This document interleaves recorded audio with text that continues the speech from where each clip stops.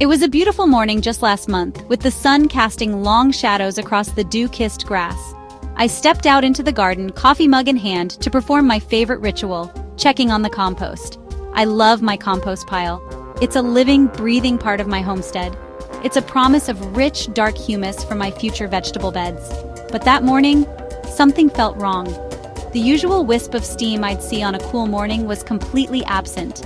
I plunged my trusty pitchfork into its heart, expecting that familiar, earthy warmth.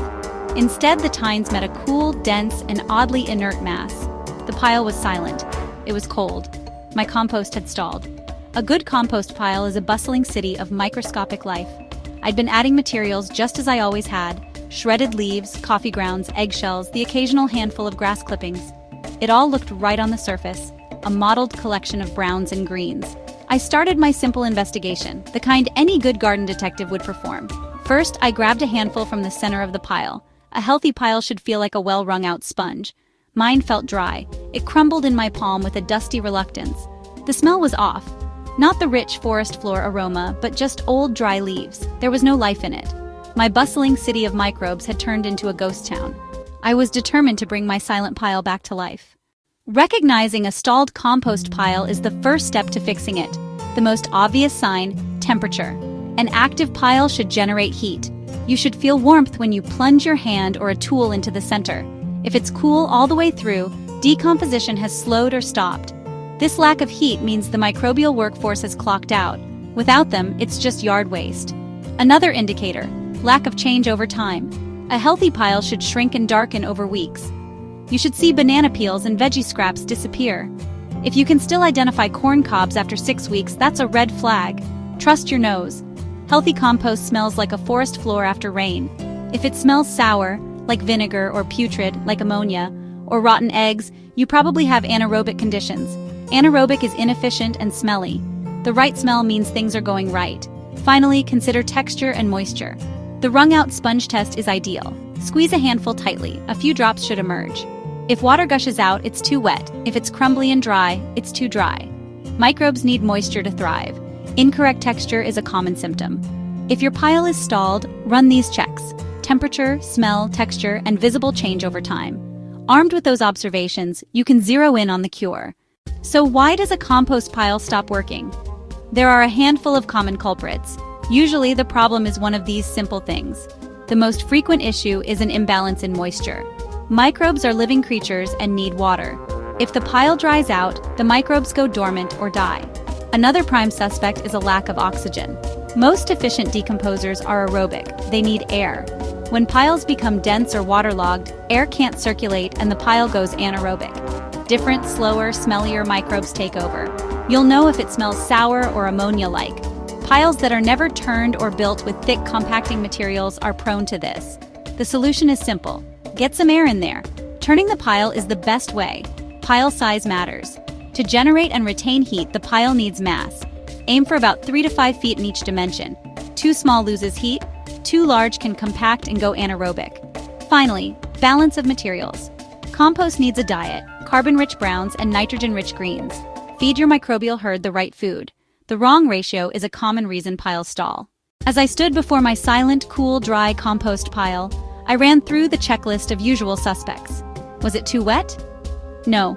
A squeeze test showed dry. Was it too small? Not at all. A 3-bin system over a cubic yard. Was it lacking air? I hadn't turned it in weeks, so I grabbed the pitchfork and turned it, moving outer layers inward and exposing the core. I sprayed water as I flipped layers, aiming for a damp sponge feel. By the end, it looked better. Fluffy, aerated, evenly moist. But morning came, still cold. Turning and watering hadn't fixed it. Moisture was right. Air was present. Size was good. Then I remembered what I'd added. A massive delivery of shredded leaves last autumn, added through winter and spring, plus our small family's kitchen scraps. The balance was off. Carbon overload. The pile was too brown. Microbes had carbon but lacked nitrogen to build and reproduce. They ate the available nitrogen and stopped. The community wasn't just dormant, it was starved. My aha moment: I hadn't given them a balanced diet. I needed to shift the CN ratio back into the active zone, so I set out to give the microbes exactly what they needed: fresh greens, coffee grounds, and a little manure, a concentrated infusion of nitrogen. Once I diagnosed a severe nitrogen deficiency, a pile too rich in carbon, I knew what to do. I needed to give my compost a massive infusion of greens. This would provide fuel so the microbial population could explode back into action. My first stop was my own lawn. I mowed and collected several bags of fresh grass clippings. Grass clippings are a fantastic hot source of nitrogen. I raided my coffee pot and dumped a week's worth of used grounds into a bucket. I also got a bucket of soiled chicken bedding. Gardeners call this black gold. With grass clippings for bulk, coffee for a boost, and chicken manure for a charge, I was ready. It was time to perform surgery on my dormant pile. I didn't just layer the new materials on top. That would create a slimy mat. I deconstructed a side of the pile and rebuilt it from the inside out. Add a shovel full of old browns, then a generous sprinkling of the green mixture, followed by a bit of water. I repeated this like making a giant lasagna, mixing thoroughly so every part received the new nitrogen. This intimate mixing ensured microbes had access to both carbon and nitrogen. I fluffed it as I went, ensuring plenty of air pockets remained. When I was finished, the pile stood proud and re-energized. I gave it one final light watering and stood back. Even before I finished cleaning my tools, I could feel a faint warmth. The microbes had their feast. By morning, the proof would be undeniable. The next morning, I rushed out to the garden filled with anticipation. A beautiful plume of steam was rising from the top of the pile, curling into the cool air. I plunged the pitchfork in. The metal tines were hot to the touch. The pile was cooking. Temperatures likely soared, well into the triple digits overnight. The silence was broken. The pile alive again. By correctly diagnosing a nitrogen deficiency and providing concentrated greens, I jump-started the whole ecosystem. It was immediate and astonishing.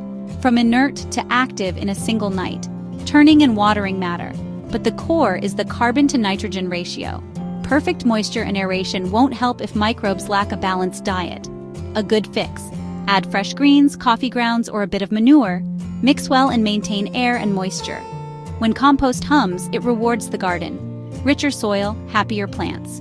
It was truly a magical moment, nature responding immediately when given what it needs. The fix had been immediate and incredibly effective. Preventing a stall is easier than reviving a dead pile. The key is consistent care and attention to basics. Layering is the most important habit. After you add a bucket of kitchen scraps, cover with shredded leaves or straw. This helps maintain the carbon to nitrogen balance and controls odors. Keep the pile covered with a loose lid or tarp to prevent it getting waterlogged or drying out. Do the squeeze test every week or two. If dry, sprinkle while turning. If too soggy, mix in shredded cardboard or wood chips. They absorb and create air pockets. You don't need to turn every day.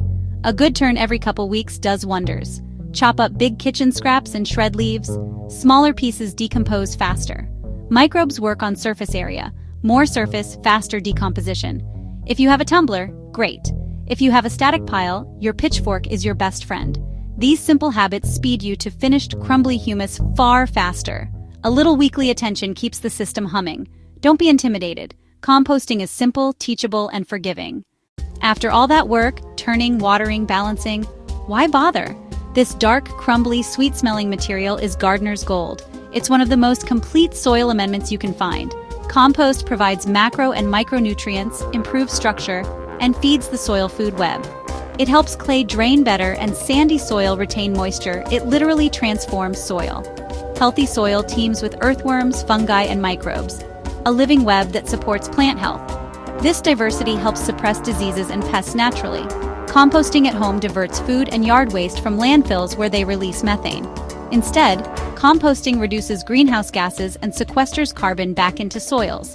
It's a simple, powerful act of environmental stewardship. You create a self-sustaining system that feeds your garden. From your kitchen to the garden to the planet, composting matters. Keep feeding your pile, keep turning it, and the rich dark gold it returns will repay you tenfold. Happy composting. My compost pile is steaming away happily now. That brief scare reminded me composting is a partnership with nature. The rewards are immeasurable: healthier soil and happier plants. If your pile stalls, run through the checklist. Wet enough? Air, carbon to nitrogen ratio, a little water, a good turn, or an infusion of fresh greens usually does the trick. Every failure is a compost lesson. Keep learning, keep experimenting, and your pile will reward you. That banana peel is future food for your tomatoes. Your compost closes the loop. Whether you have a tumbler, a 3-bin system, or a humble pile, you are building healthier soil and growing better food. Keep feeding it, keep turning it, and the rich dark gold it gives back is nature's way of saying thank you. Happy composting! If this helped, like and subscribe for more garden fixes.